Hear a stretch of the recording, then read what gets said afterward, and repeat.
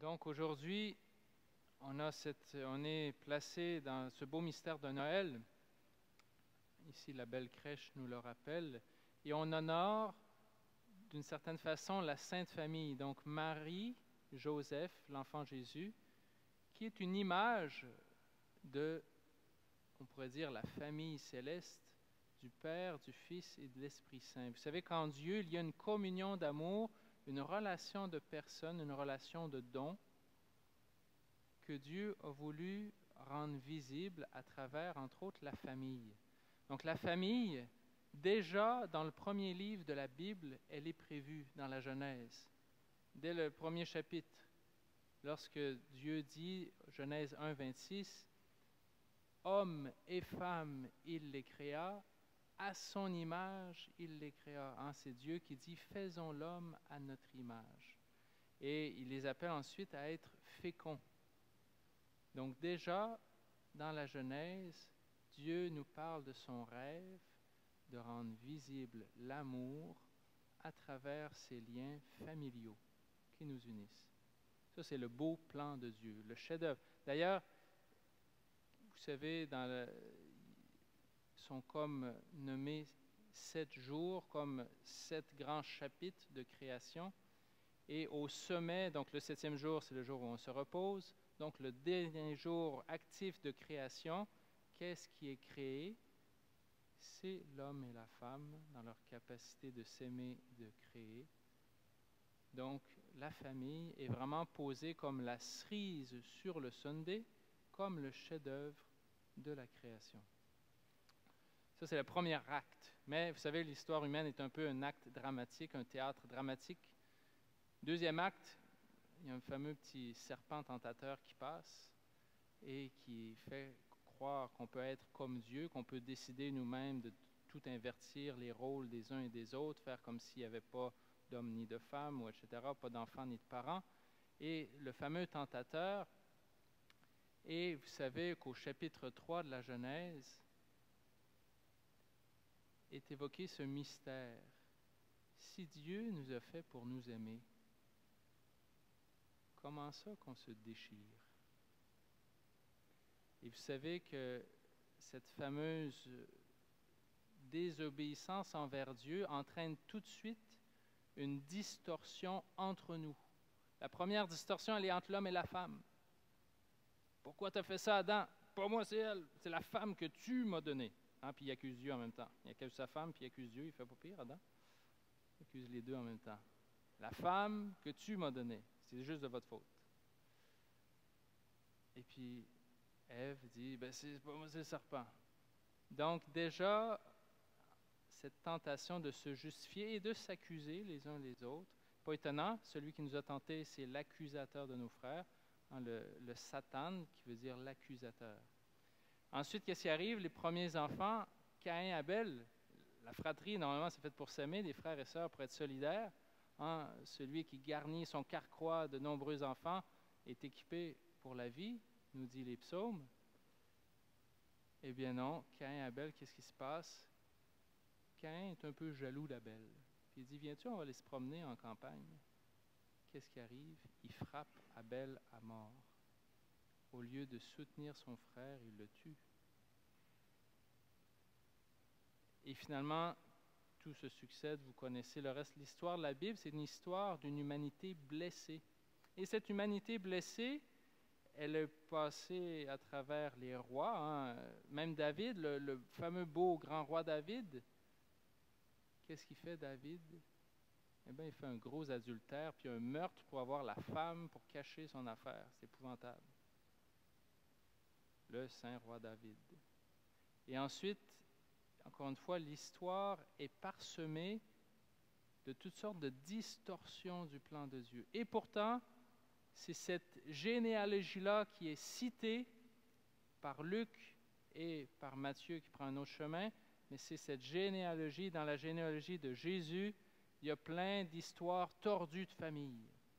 Mais c'est cette histoire de famille que Jésus vient restaurer. Là, on arrive au 3e acte.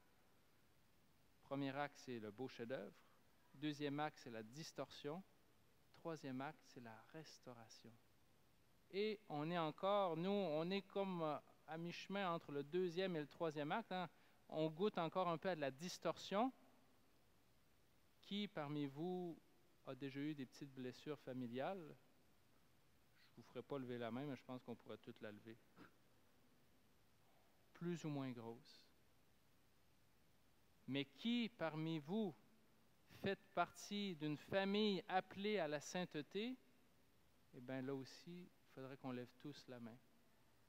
Parce que cet appel est un appel à la sainteté. Vous savez, le pape François a écrit une belle lettre. Amoris Laetitia, la joie de l'amour dans la famille.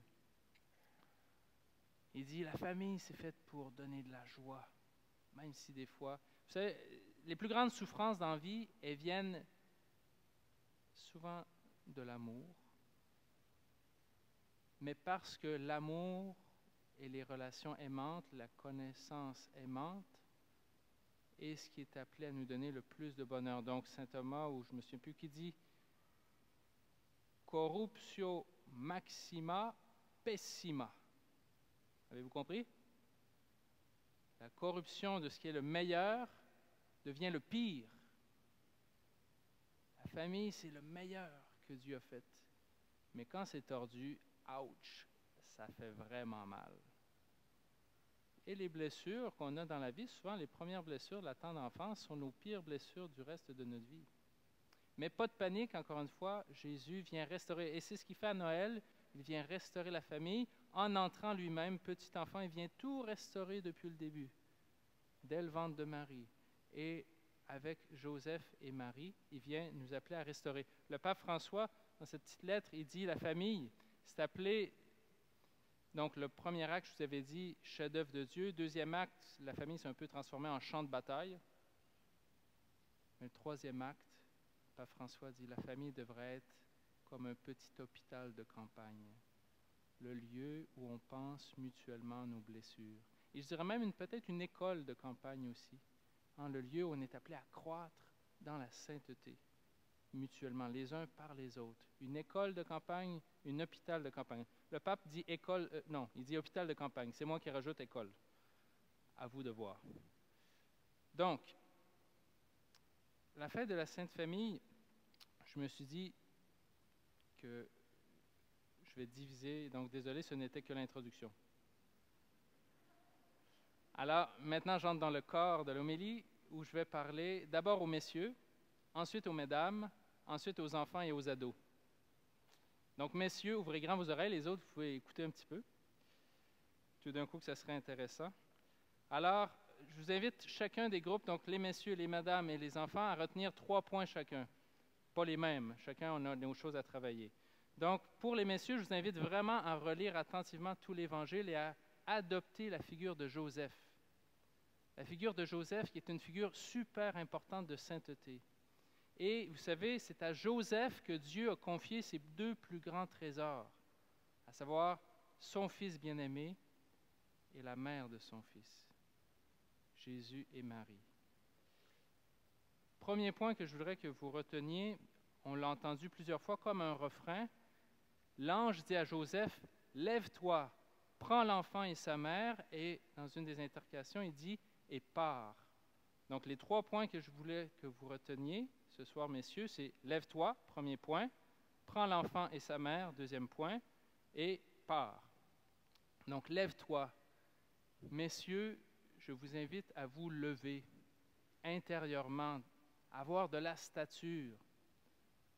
Il y a plein de choses qui nous mettent à plat ventre, qui nous effoirent sur le divan. Levez-vous. L'Église a besoin des hommes debout, avec une colonne vertébrale, mais des hommes bons, des hommes aimants, tendres. Mais l'Église a besoin de votre virilité, messieurs. L'Église a besoin de votre stature. Pourquoi? Parce qu'il y a du danger.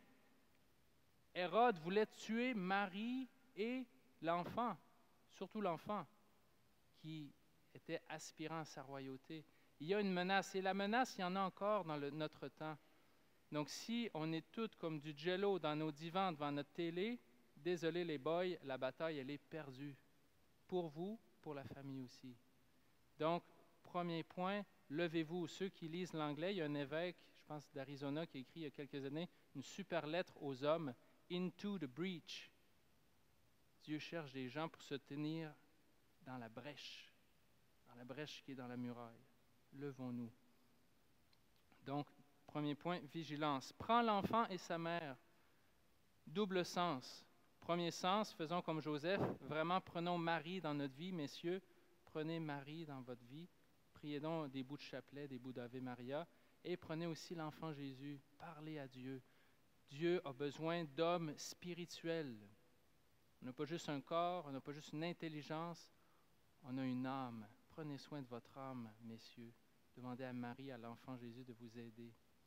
Et deuxième sens de prendre l'enfant et sa mère, prenez soin des trésors qui vous sont confiés. Messieurs, à vous est confié le trésor de l'humanité, toutes les dames, premièrement la vôtre, si vous êtes marié, votre femme, mais aussi toutes les autres. Protégez la femme. Protégez-la d'abord de vous, de ce qui pourrait être tordu en vous.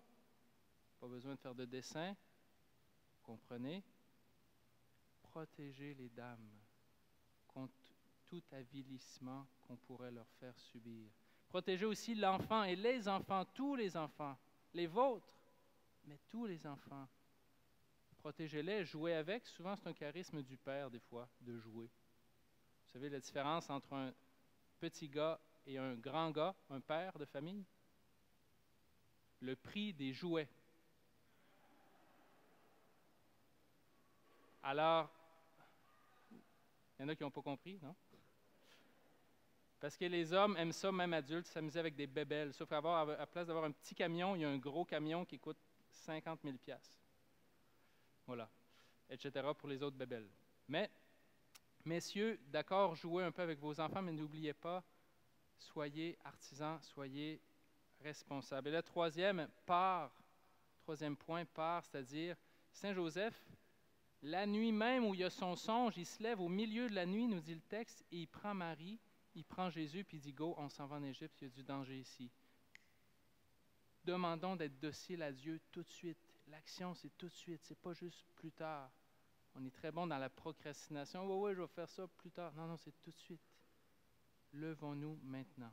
Donc, levons-nous, prendre l'enfant et sa mère et partir. Être docile à l'Esprit Saint, tout de suite. Mesdames, alors, messieurs, une dernière chose, Paul disait, mais en fait, c'est plutôt, vous les hommes, aimez votre femme, ne soyez pas désagréables avec elle. Vous êtes d'accord, mesdames? Alors, vous avez le droit de lui rappeler cette semaine cette phrase. Après ça, calmez-vous. Je vous la répète, c'est dans Saint Paul, c'est la Bible. Et vous, les hommes, aimez votre femme, ne soyez pas désagréables avec elle. Très bien. Bon, mesdames, à votre tour, attention. Alors, la sainteté, c'est un mot qu'en français, en tout cas, je ne sais pas dans les autres langues, mais on a mis au féminin. Et je trouve que ça convient bien. Parce qu'en général, je ne sais pas pourquoi, mais on dirait que ça vous est plus qu'au naturel, la sainteté, mesdames. Attention, je ne vais pas juste vous envoyer des fleurs, vous allez avoir des choses à travailler quand même. Mais honnêtement, lorsqu'on demande à des gens qui est la personne la plus importante de votre vie, très souvent, dans 80% des cas, les gens vont répondre « ma mère, celle qui m'a donné la vie, celle qui était là 1001 fois, qui m'a consolé, qui m'a aidé dans toutes sortes de façons. » Donc, il y a quelque chose de la sainteté de Dieu, de la tendresse de Dieu qui transparaît de par ce que vous êtes. Mais je vous invite à faire de nouveaux efforts dans la sainteté pour restaurer la vie de famille. Donc, 3 points pour vous aussi. Premier point, redoubler de tendresse, et spécialement en parole. Spécialement en parole. Petit secret, et les hommes et les enfants sont habituellement très sensibles au langage de l'amour, qui est les paroles valorisantes. Et vos enfants ont besoin de se faire encourager, et vos maris. Quand les choses ne vont pas bien, faites attention à ne pas juste rappeler tout ce qui ne va pas. Vous savez, Gary Chapman, qui est un bon conseiller conjugal, dit Respectez toujours le ratio 3 pour 1. 3 qualités, 3 choses que j'aime déjà chez toi pour une que j'aimerais que tu travailles.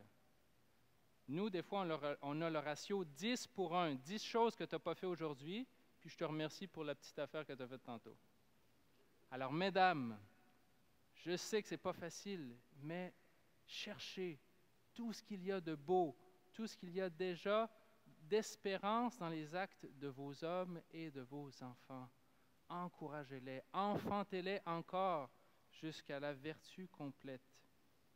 Donc, premier point, la tendresse, spécialement en parole. Deuxièmement, ben oui, la patience et la miséricorde. Combien de fois il faut se pardonner? Vous savez Jésus ce qu'il a répondu? 70 fois, 7 fois. Aïe, aïe, aïe, ça fait beaucoup. Et puis, combien de fois il faut dire « ramasse donc tes affaires » ? Ça doit être 99 fois, 9 fois. Ça doit être encore plus. Ah, il faut le répéter, mais ce n'est pas grave. Patience, l'amour prend patience, l'amour fait miséricorde. Donc, deuxième point, mesdames, miséricorde. Vous savez que Monique, Sainte Monique, la mère de Saint-Augustin, a obtenu dans sa patience et la conversion de son mari et celle de son fils Augustin, qui non seulement s'est converti, mais il est devenu prêtre, non seulement il est devenu prêtre, mais il est devenu évêque, non seulement il est devenu évêque, mais il est devenu saint, non seulement il est devenu saint, mais il est devenu docteur de l'Église. Ouch! Elle a prié, la petite maman, elle était patiente, persévérante, persévérer dans la miséricorde. Et le troisième, c'est là que ça fait mal, mesdames, attention, Paul dit, « Vous les femmes, soyez soumises à votre mari. Dans le Seigneur, c'est ce qui convient. » Ouch! Qu'est-ce que Paul veut dire? Attention, messieurs, n'écoutez pas, non, plutôt écoutez très bien. Ça ne vous donne pas le droit d'être des tyrans. Messieurs, n'entendez pas cette phrase pour être tyran, ce serait faire mentir l'Évangile. Mais, toute chose a un ordre. Chacun doit avoir sa place. On est tous membres d'un même corps. Et j'ai entendu une fois dans une préparation au mariage très belle, un couple qui parlait, entre autres, c'était la femme qui disait ceci: « Si je ne donne pas de place à mon mari pour l'éducation des enfants, il n'aura pas d'espace. » Elle dit, je dois piler un peu sur moi-même pour dire, là-dessus, je le laisse décider. Je lui laisse prendre sa place de père. S'il n'a pas de place de père, il va s'en aller jouer au golf, à la chasse, puis vous vous arrangerez tout seul, mesdames. Mais ce n'est pas ce que vous voulez. Vous voulez qu'il participe avec vous. Donc, si vous voulez qu'il participe avec vous, il faut lui laisser un espace dans les décisions, dans ses opinions. Pas toujours dire ça n'a pas de bon sens. Encore une fois, je reviens au premier conseil, redoubler de tendresse, même dans les paroles et les paroles valorisantes. Et l'obéissance, de toute façon, elle est pour tout le monde. Les enfants aux parents, la femme à l'homme. L'homme aussi doit obéir à Dieu et sur certains points, il doit vraiment obéir aussi à sa femme. Donc, n'ayons pas peur de nous obéir les uns les autres. Bon, ça faisait pas si mal que ça va? Alors, mais à tous, redoublons de tendresse les uns envers les autres. Et enfin, pour les deux parents, retenez la phrase, et là, les enfants, ouvrez large vos oreilles. Et vous, les parents, n'exaspérez pas vos enfants. Vous risqueriez de les décourager. Alors, les enfants, si vous voulez retenir la référence, c'est dans l'Épître aux Colossiens, chapitre 3, verset 21. Vous avez le droit de leur répéter de temps en temps. Et vous, parents, n'exaspérez pas vos enfants, vous risqueriez de les décourager. Maintenant, je m'adresse à vous, les enfants. Alors, pas de chance, Dieu vous demande quand même d'obéir à vos parents. Alors, Saint Paul dit une belle phrase pour vous. Vous, les enfants, obéissez en toutes choses à vos parents. Cela est beau dans le Seigneur. Donc, premier point qu'il faut retenir malgré tout, ben oui, il faut essayer d'obéir aux parents. Pourquoi? Pas parce qu'ils sont parfaits. Vos parents ne sont pas parfaits. Mais ils font du mieux qu'ils peuvent et en général, ils ont une certaine expérience de la vie. Et dans la vie, on apprend malgré tout par ceux qui nous devancent. Donc, je vous invite à... Vous savez, le mot « obéir », ça vient du mot latin « audire », qui veut dire écouter, se mettre en dessous pour écouter. C'est le propre de la sagesse de savoir écouter pour pas juste apprendre par essai-erreur, apprendre de ceux qui ont un peu fait des erreurs, justement, des fois avant nous. Et Saint Paul dit « Honore ton père et ta mère ». Et dans la première lettre de Ben Sirac le sage, il dit « Celui qui honore son père obtient le pardon de ses péchés. Celui qui glorifie sa mère est comme celui qui amasse un trésor. » Et ici, on a tous des parents, peu importe leur âge. Je vous encourage à ne jamais mépriser vos parents, même s'ils ont fait des dérapes, même s'ils ont fait des bêtises. Ce n'est pas de louer les bêtises, mais si vous crachez sur vos parents, vous crachez sur vous-même. Et c'est assez terrible. Si vous méprisez vos parents, vous allez vous mépriser.